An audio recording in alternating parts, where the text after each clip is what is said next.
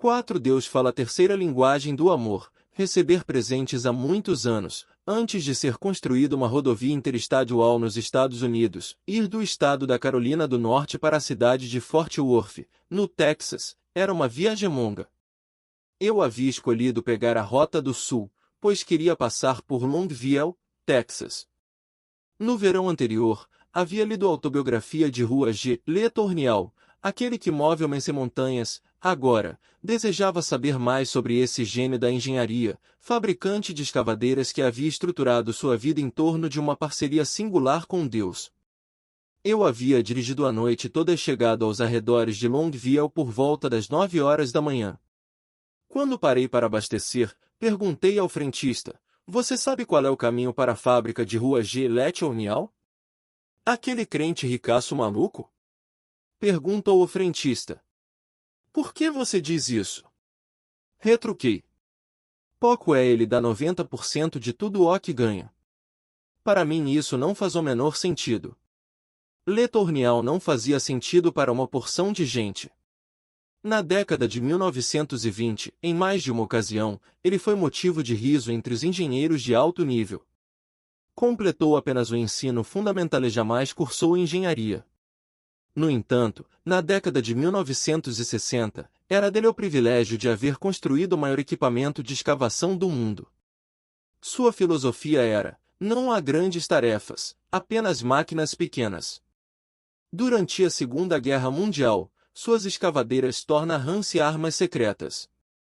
Depois dos combates, ele recebeu o 10º prêmio anual da Associação Nacional de Transporte de Defesa como a pessoa cuja realização mais contribuiu para a eficiência da indústria de transportes no apoio à segurança nacional. Ele era um homem de sonhos e um gênio inventivo como nenhum outro engenheiro de sua época. Disse certa vez: "Acho que foi bom eu nunca ter completado meus estudos, pois talvez eles acabassem me fazendo acreditar que minhas ideias não funcionariam." Os segredos de seu sucesso. Le Tournial atribuiu todo o seu sucesso a 2 fatores. Primeiro, Deus lhe dera uma paixão por máquinas. Às vezes, ele chegava a temer que sua obsessão por máquinas o afastasse de seu amor a Deus. No entanto, quando ainda era jovem, compreendeu: eu era apenas um seguidor do Senhor enquanto não pensasse em agir com as próprias forças, estaria no caminho certo.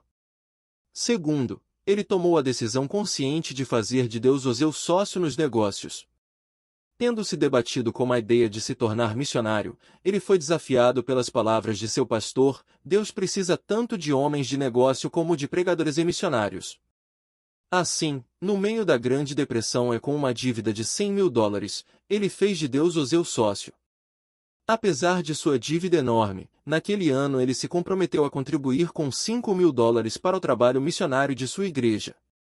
Na metade da década de 1930, a pequena empresa de manufatura de Le Tournial estava começando a crescer. Ele havia pago sua dívida e, quando percebeu que seu lucro seria de $500.000, disse à esposa, Evelyn: "Precisamos fazer mais para o Senhor." "Em que você está pensando?" perguntou Evelyn. Ele explicou que, no Antigo Testamento, era exigido que as pessoas dessem o dízimo de sua renda. "Agora, não somos mais obrigados a dar nada a Deus", observou Le Tournial. "É tudo voluntário. Só que, quando você leva em consideração que Deus fez por nós, devemos fazer mais por Ele, motivados pela gratidão, que o povo incrédulo, que era obrigado a fazer por causa da lei." Evelyn e Nelly decidiram dar metade das ações da empresa para uma fundação. Posteriormente, concordaram em dar metade dos lucros anuais da empresa para a fundação, metade da renda pessoal para empreendimentos cristãos em todo o mundo. Procurou seu advogado e disse: "Quero que você organize uma fundação para nós. Ela beneficiará trabalhos religiosos, missionários educacionais para a glória de Deus. Não conheço a legislação peito disso, mas quero que você faça as coisas de tal modo que os recursos da fundação jamais possam ser usados pela empresa nem para fins pessoais." A reação do advogado?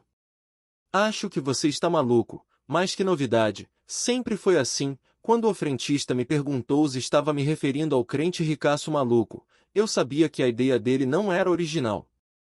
A alegria de ofertar posteriormente, Le Tournial daria 90% das ações ordinárias de sua empresa fundação e 90% de sua renda pessoal a causas cristãs em todo o mundo.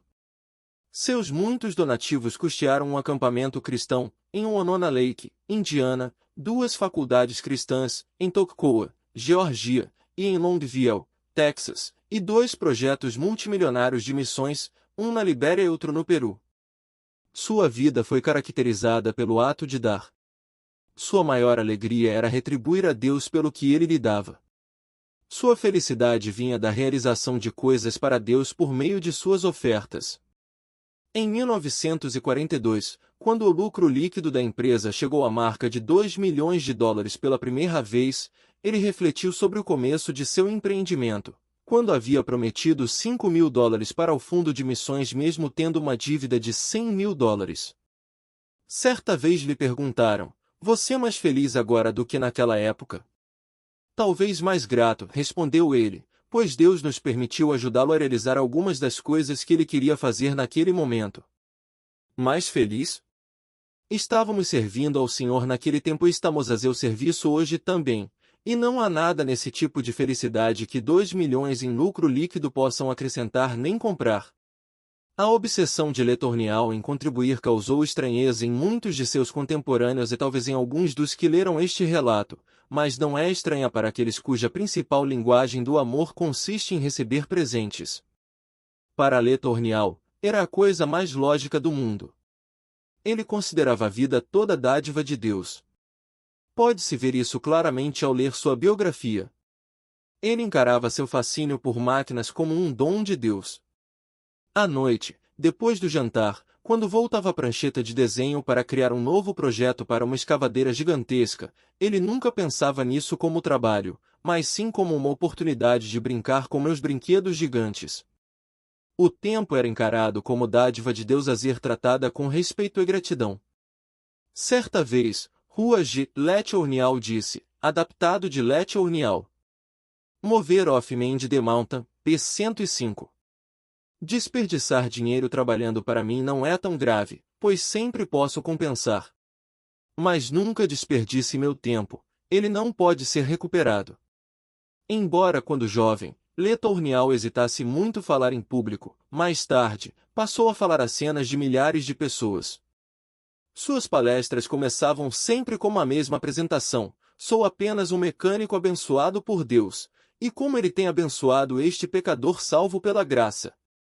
A palavra graça é de origem grega e significa favor imerecido.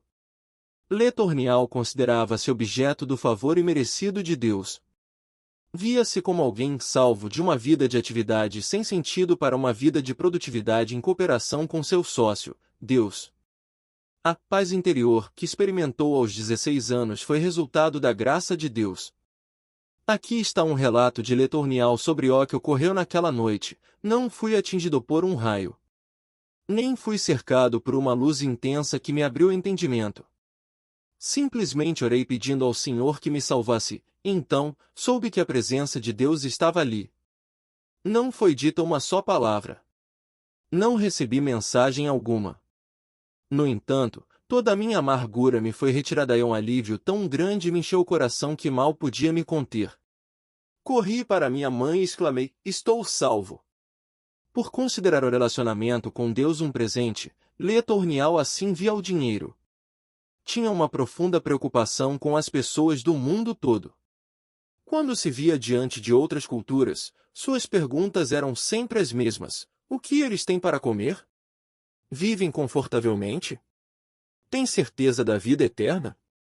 Em sua autobiografia ele observou, "Sei que nas matas da África e da América do Sul os avanços da ciência constituem uma teoria acadêmica interessante, mas, na prática, boa comida, abrigo e a presença imediata de Cristo dão à vida toda a riqueza necessária, tanto aqui quanto no porvir." Creio que isso é verdadeiro em todos os lugares.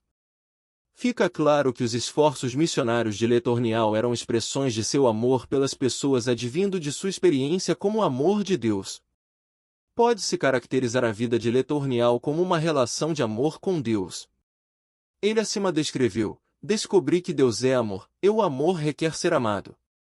Por isso ele nos fez com seus atributos e nos deu o poder de amar ou de odiar, de escolher entre Deus ou Malé, de dizer eu vou ou eu não vou. Deus ama o pecador, mas odeia o pecado. Ele criou o universo e todas as coisas vivas nele, declarando que eram bons. No entanto, ainda não estava satisfeito. Disse, façamos homem a nossa imagem e semelhança. Então, soprou-lhe nas narinas o fôlego da vida e o homem tornou-se alma vivente. Creio que Deus queria uma criatura tão parecida com ele a ponto de sempre ter comunhão com ela. Tal privilégio de ter comunhão como o Senhor é uma recompensa que excede todo entendimento, mas Deus não para por aí. Quando você passa a amá-lo e servi-lo, então tudo mais lhe pertence, agora é para sempre. Creio que, quando eu já tiver terminado de fazer o que puder por Deus aqui na terra, Ele transformará este meu corpo para ser igual ao corpo da sua glória. 36. Não porque fui bom demais, mas porque o Senhor Jesus Cristo foi bom o suficiente para morrer por mim, porque eu aceitei sua oferta de salvação e nasci de novo na família de Deus. Jó 3:16. Essa mesma oferta está à disposição de todos. É impossível fazer outra maior. Quando se compreende que Letornial considerava toda a sua vida uma expressão do amor de Deus por ele, então pode-se começar a entender por que ele dizia com frequência: a pergunta não é quanto do meu dinheiro posso dar a Deus, mas sim quanto do dinheiro de Deus uso para mim. Deus, o grande presenteador. A percepção que Letornial tinha de Deus como o grande presenteador era, de fato, a do Deus que descobrimos no Antigo Testamento hebraico e no Novo Testamento grego. O primeiro capítulo das Escrituras hebraicas diz: criou Deus, pois, o homem amazo a imagem de Deus o criou, homem e mulher os criou, e disse Deus ainda: eis que vos tenho dado todas as ervas que dão sementeis e acham na superfície de toda a terra e todas as árvores em que há fruto que dê semente, isso vos será para mantimento. E a todos os animais da terra, e a todas as aves dos céus, e a todos os répteis da terra, em que há fôlego de vida, toda a erva verde lhe será para mantimento. E assim se fez. Viu Deus tudo quanto fizera, e eis que era muito bom. 37. Compare esse retrato de Deus como presenteador na aurora da criação com as seguintes palavras do último capítulo da Bíblia, descrevendo a segunda vinda de Jesus Cristo no começo de uma nova era. E eis que venho sem demora, e comigo está o galardão, eu sou o Alfa e Ômega, o primeiro e o último, o princípio e o fim. Bem-aventurados aqueles que lavam as suas vestiduras no sangue do Cordeiro, para que lhes assista o direito à árvore da vida, e entrem na cidade pelas portas. Eu sou Arás e a geração de Davi, a brilhante estrela da manhã. O Espírito e a noiva dizem: vem. Aquele que ouve, diga: vem. Aquele que tem sede, venha, e quem quiser receba de graça a água da vida. 38. Ao longo das Escrituras, Deus se revela como presenteador. Moisés, a quem Deus usou para livrar Israel da escravidão do Egito, disse sobre Deus: ele te amará, e te abençoará, e te fará multiplicar, também abençoará os teus filhos, e o fruto da tua terra, e o teu cereal, e o teu vinho, e o teu azeite, e as crias das tuas vacas e das tuas ovelhas, na terra que, sob juramento a teus pais, prometeu dar-te. 39. Era evidente que Deus havia estabelecido um relacionamento de amor como Israel antigo. Proveu-lhes diretrizes para uma vida significativa e produtiva. Ao seguir tais orientações divinas, eles estariam expressando confiança e amor em Jeová. Ele, por sua vez, os cobriria de dádivas de amor.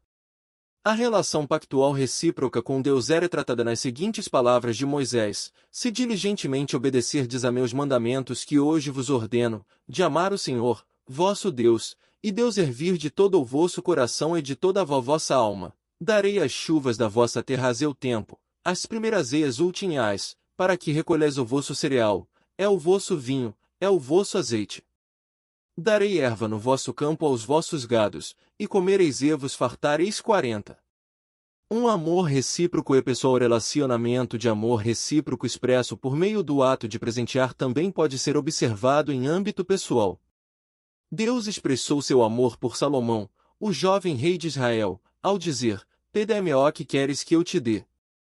A história hebraica registra que Deus deu muito mais do que Salomão pediu. Agora, pois, ó Senhor, meu Deus, tu fizeste reinar teu servo em lugar de Davi, meu pai. Não passo de uma criança, não sei como conduzir-me, dá, pois, ao teu servo coração compreensivo para julgar a teu povo, para que prudentemente discirna entre o bem e o mal. Pois quem poderia julgar a este grande povo? 41 Deus, o grande presenteador, respondeu, já que pediste esta coisa não pediste longevidade, nem riquezas, nem a morte de teus inimigos, mas pediste entendimento, para discernires o que é justo. Eis que faço segundo as tuas palavras, dou-te coração sábio e inteligente, de maneira que antes de ti não houve teu igual, nem depois de ti o haverá.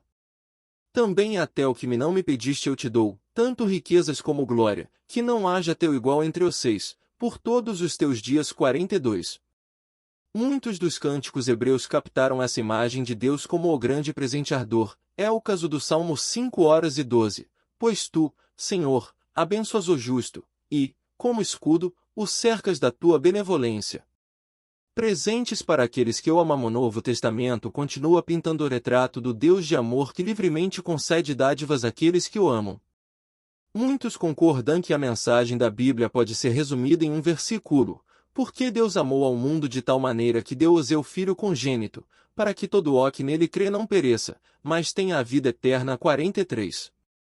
O que muitos não entenderão é que essas palavras foram ditas por Jesus. Ele estava se identificando como Filho unigênito de Deus e proclamando sua missão na terra.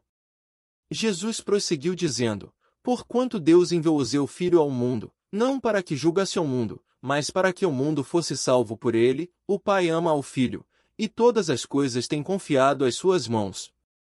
Por isso, quem crê no Filho tem a vida eterna, o que, todavia, se mantém rebelde contra o Filho não verá a vida, mas sobre ele permanecerá a ira de Deus. 44. Presentes prometidos por Jesus. Os ensinamentos de Jesus foram permeados pelo conceito de que Deus deseja dar boas dádivas àqueles que o amam.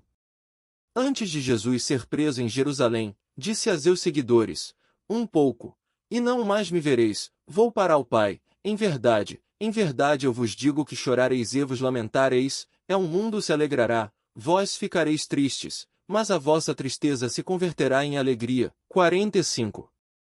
A mensagem era clara. Jesus iria morrer e depois de sua ressurreição voltaria para o Pai, onde estava antes de nascer como um bebê em Belém. No entanto, queria que seus seguidores soubessem que Deus continuaria a lhes conceder boas dádivas. Disse, naquele dia, nada me perguntareis. Em verdade vos digo, se pedirdes alguma coisa ao Pai, ele vô-la concederá em meu nome, pede e recebereis, para que a vossa alegria seja completa. 46. Presentes declarados pelos apóstolos. Boa parte do Novo Testamento foi escrita por Saulo de Tarso, um judeu zeloso de educação esmerada que, na juventude, tentou eliminar todos os que seguiam a Cristo. Ele se entregou com sinceridade à tarefa de erradicar aquilo que considerava uma transgressão à fé judaica. Contudo, depois de sua conversão a Cristo, tornou-se um apóstolo fervoroso, primeiro para os judeus e depois para os gentios, proclamando que Jesus era de fato o Messias sobre o qual haviam profetizado os profetas de Israel, e que nele se encontrava a dádiva da vida eterna.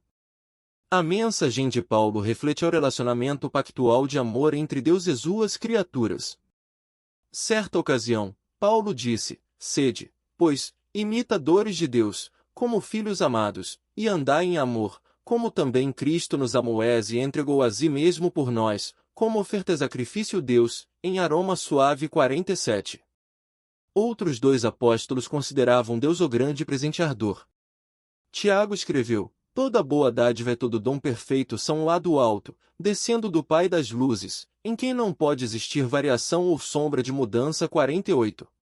João disse, vede que grande amor nos tem concedido o Pai, a ponto de sermos chamados filhos de Deus.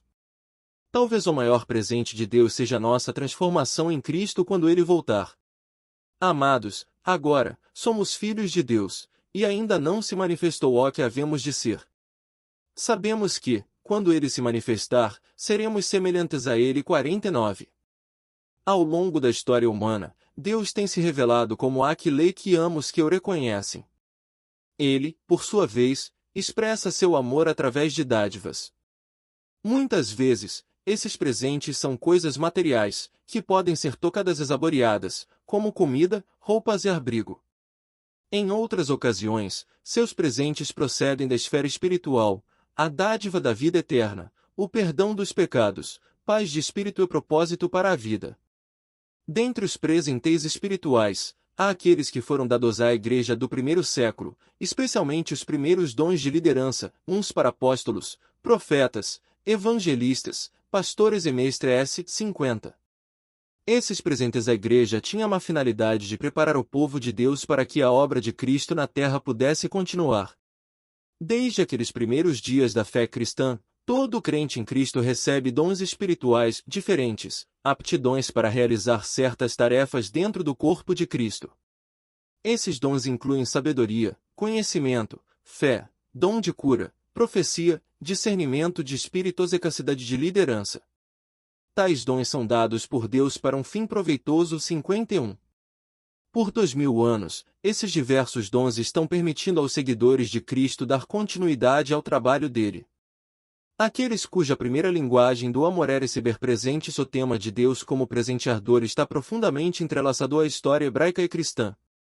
Para os que têm nos presentes a principal linguagem do amor, esse aspecto da natureza de Deus pode ser logo evocado. Quando pensam em Deus, veem-no como aquele que concede boas dádivas. Conheço a Mônica. A Mônica tinha 26 anos de idade quando a conheci. Participou de um de meus seminários, e numa manhã de sábado, me trouxe um presente. Era um pão caseiro fresquinho.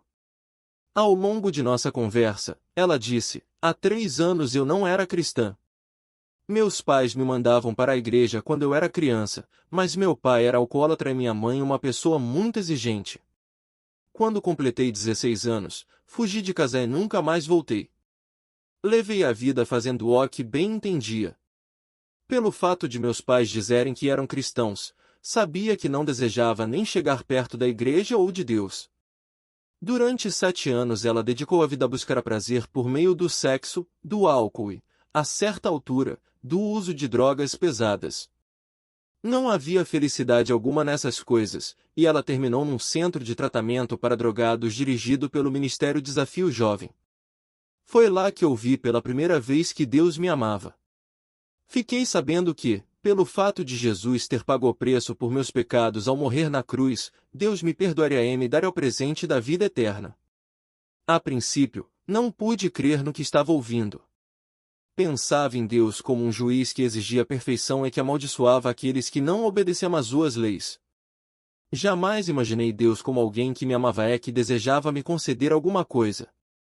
Nem me passava pela cabeça que ele era capaz de perdoar tudo o que eu havia feito, de me aceitar como parte de sua família e de me deixar viver para sempre com ele no céu. Era bom demais para ser verdade. Resisti à ideia durante várias semanas. Ao ler a Bíblia sozinha, certa noite, clamei a Deus e disse: se é verdade que o Senhor me ama, então peço que me perdoe. Convidou o Senhor a entrar em minha vida. Se pode mesmo me purificar, me libertar do vício das drogas e me dar o presente da vida eterna, estou disposto a aceitar seu amor. Naquela noite, minha vida mudou, e sei que jamais será a mesma. Mônica completou o programa de reabilitação. Ministério Desafio Jovem encaminhou-a para um grupo de cristãos que, por sua vez, convidaram-na para morar com eles.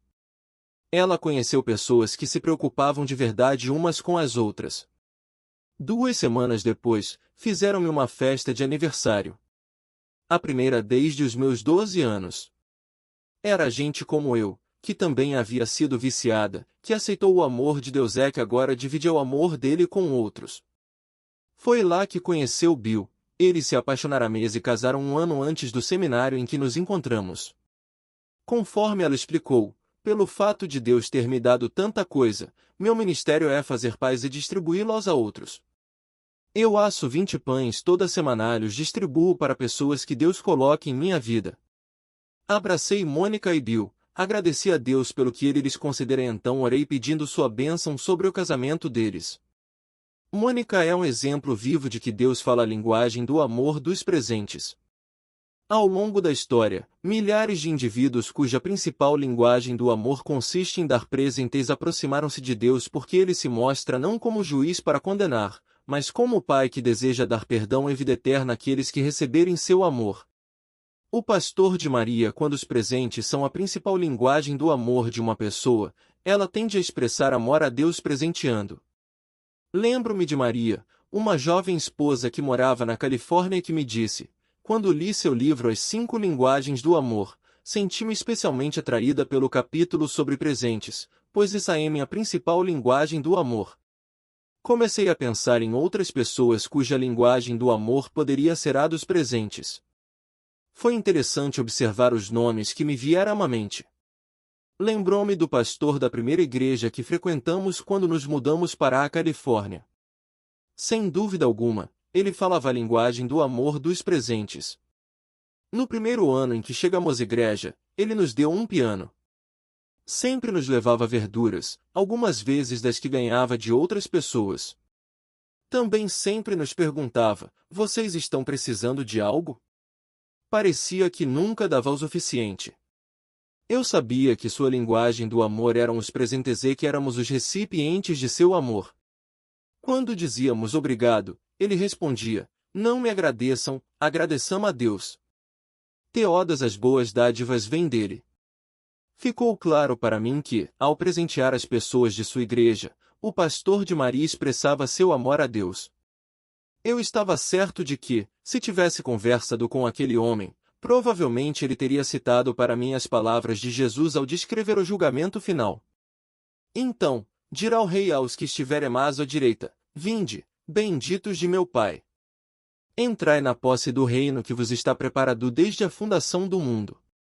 Porque tive fome, e me destes de comer, tive sede, e me destes de beber, era forasteiro, e me hospedastes, estava nu, e me vestistes, enfermo, e me visitastes, preso, e fostes ver-me. Então, perguntarão os justos, Senhor, quando foi que te vimos com fome e te demos de comer? Ou com sede e te demos de beber? E quando te vimos forasteiro e te hospedamos? Ou nu e te vestimos? E quando te vimos enfermo ou preso e te fomos visitar? O rei, respondendo, lhes dirá, em verdade vos afirmo que, sempre que eu fizestes a um destes meus pequeninos irmãos, a mim o fizestes. 52 A mensagem de Jesus era clara.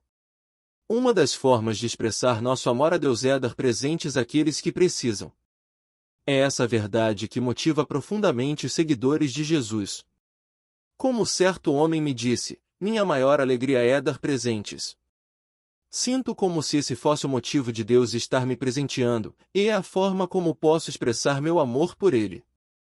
Outro homem disse, sinto-me mais perto de Deus quando estou cuidando de suas criaturas ao dar-lhes algo que não podem suprir por si mesmas. Para essas pessoas, presentear é um modo de vida.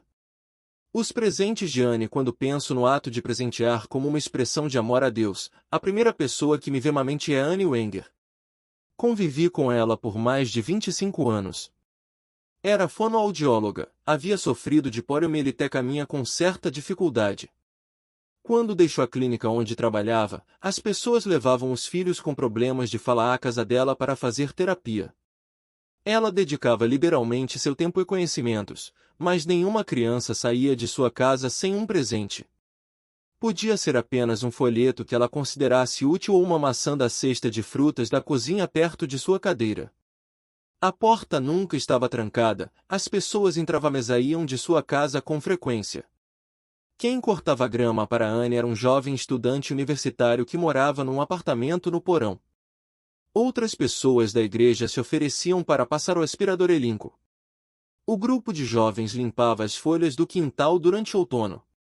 Todo mundo gostava de fazer alguma coisa por Anne Wenger, talvez porque todos haviam recebido algum dia seus presentes. Eu mesmo nunca saí de uma visita a Anne sem levar alguma coisa comigo, normalmente um livro ou folheto que ela achava que poderia me ajudar em meu ministério. Lembro-me de uma das últimas vezes em que fui à sua casa, poucas semanas antes de ela se mudar para uma clínica de repouso. Ela disse, estou doando minhas coisas enquanto ainda estou viva, pois quero entregá-las a pessoas que acho que as usarão. Gostaria que seu filho Derek ficasse com essa coleção de livros, disse apontando para uma coleção de 35 volumes de clássicos da literatura mundial. Anne, disse eu, Sei que ele ficaria feliz em ganhar esses livros, mas acho melhor que antes você pergunte à sua filha se ela não vai querer a coleção. Não gostaria que Derek ficasse com ela se Elizabeth quiser. Anne concordou balançando a cabeça. Disse: você está certo. E uma ótima ideia. Deixe-me perguntar a Elizabeth. 2 semanas depois, recebi um telefonema de Anne. Falei com Elizabeth, e ela quer que os livros fiquem com Derek. Você pode vir buscá-los. E foi o que fiz. Nos meses seguintes, quando visitei Anne na casa de repouso, vi que ela não abandonava seu hábito de dar. A essa altura, ela quase não tinha mais bens materiais, mas, quando me preparava para sair de seu quarto, ela disse: tome, leve esse creme hidratante para Caroline. Sei que ela pode usar. Então me deu um frasco pequeno de creme que provavelmente havia recebido de alguma pessoa. Anne Wenger foi uma presentadora e é lembrada por centenas de indivíduos que receberam provas de seu amor ao longo dos anos. Em minhas conversas com Anne, ao longo de mais de 25 anos, ela falava profundamente do amor de Deus que experimentava em sua própria vida. Deus, para ela, era o grande presenteador, e os presentes que ela oferecia refletiam o amor divino fluindo através dela. Como recebemos presentes de Deus? De que forma uma pessoa recebe os presentes de amor de Deus? Alguns presentes são dados por Deus a todos, sem distinção. O nascer e o pôr do sol, a chuva suave, as flores da primavera, os pássaros e as estações do ano são todos presentes concedidos por Deus à humanidade. O salmista escreveu: os céus proclamam a glória de Deus, e o firmamento anuncia as obras das suas mãos. Um dia discursa a outro dia, e uma noite revela conhecimento a outra noite. Não há linguagem, nem há palavras, e deles não se ouve nenhum som. 53. Como os pais suprem as necessidades básicas de seus filhos, alimento, roupa e abrigo, Deus provê às criaturas dia após dia. Pedindo e recebendo outros presentes de Deus, porém, são reservados àqueles que pedem. Certa vez, Jesus disse aos seus seguidores: pedi, e dar-se-vos-á, buscai e achareis, batei, e abrir-se-vos-á. Pois todo o que pede recebe, o que busca encontra, e, a quem bate, abrir-se-lhe-á. 54. Então Jesus explicou por que podemos contar com as boas dádivas de Deus, ou qual dentre vós é o homem que, se porventura ao filho lhe pedir pão, lhe dará pedra? Ou, se lhe pedir um peixe, lhe dará uma cobra? Ora, se vós, que sois maus, sabeis dar boas dádivas aos vossos filhos, quanto mais vosso Pai, que está nos céus, dará boas coisas aos que lhe pedirem. 55. Sempre achei admirável que o Deus Eterno nos convide a pedir-lhe presentes, mas foi justamente isso que Jesus ensinou. Não significa que Deus dará exatamente aquilo que pedirmos, toda vez que pedirmos. O pai ou a mãe que tiver sabedoria não dará ao filho 3 barras de chocolate, mesmo que o filho peça. A promessa é de que Deus nos dará boas dádivas quando pedirmos. Os pais não darão a um filho algo que sabem que é destrutivo, mesmo que o filho pedisse insistentemente. Deus tampouco. Ele nos ama demais para isso. O apóstolo Tiago indicou, ainda, outro motivo por que Deus nem sempre nos dá exatamente aquilo que pedimos. Pedes e não recebeis, porque pedis mal, para esbanjardes em vossos prazeres. 56.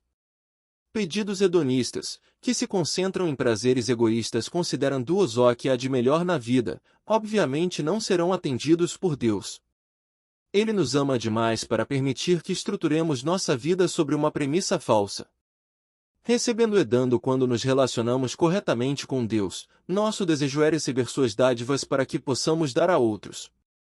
Assim, o pastor ora por sabedoria ao cuidar de seu rebanho, pais e mães oram por forças físicas e emocionais para cumprir suas responsabilidades para com os filhos. Se pedimos bens materiais, algo que não é desocojado nas Escrituras, é como o propósito de usá-los para melhorar nosso ministério. Possuir bens pelo simples fato de tê-los contraria ao conceito bíblico de amor. O seguidor sincero de Jesus pergunta: como posso usar o que Deus me dá para ministrar a outros? À medida que Deus nos presenteia, tornamo-nos canais de seu amor para outros. Os pais podem orar pedindo dinheiro para pagar a faculdade da filha. Quando o dinheiro chega, é usado para enriquecer a vida dessa jovem. Se Deus concede mais do que o necessário, podemos usar o excedente para enriquecer a vida da filha ou do filho de outra pessoa. O que ganhamos além do que nossa família precisa pode ser aplicado no trabalho de missionários e de pastores em todo o mundo. Expressamos amor a Deus amando aos outros. Presentes como sabedoria, entendimento, experiência, aptidões e bens materiais nós os recebemos para enriquecer a vida de outras pessoas. Os presentes de Deus nunca nos são concedidos porque os mereçamos, trata-se de expressões do amor divino por nós. Assim, ao conceder presentes, não devemos nos basear no desempenho da pessoa ou no que ela fez por nós, mas deve representar o fluir de nosso amor pela pessoa. Deus fala fluentemente a linguagem do amor dos presentes. Quando ofertamos, refletimos o amor divino.